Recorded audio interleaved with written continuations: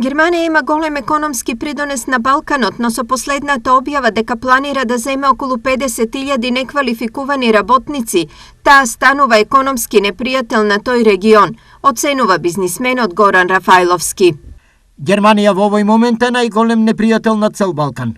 Од една страна дава средства, помага, но е сериозен непријател со објавата дека ќе земе неквалификувана работна сила од 50.000 луѓе од Балканот. И уште 50.000 поинакви да отидат или да изгубиме 5 години по 150.000 луѓе. Само во Германија ќе одат и на друго место. Ако изгубиме околу 1,5 милиони од работоспособниот дел на Балканот, ние повеќе ќе немаме економија.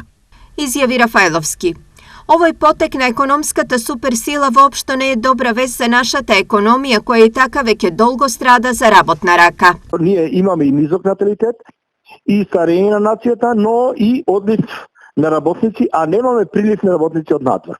Последните години се покажа дека квотата која ја утврдува владата годишна за вработување на странци се исполнува порано него завршетокот на годината, и што значи ние во иднина мораме озбилно да подискутираме во држава дали треба да ги олесниме вработување на странци и дали треба да прифаќаме работници кои ќе дојдат за овие наши плати, а тоа се работници од Филипини, од Бангладеш и така натаму, со цел да ја задржиме економијата, за да немаме големи проблеми во полнење на буџетот, особено во фондовите за пенсиско, за здравствено осигурување и така натаму. Економската размена со Германија е најголема и таа изнесува 4,7 милијарди евра годишно, што оваа европска држава ја прави прв трговски партнер на Македонија. Германија особено е важна за текстилниот сектор, бидејќи речиси 80% од работата стигнува од таму.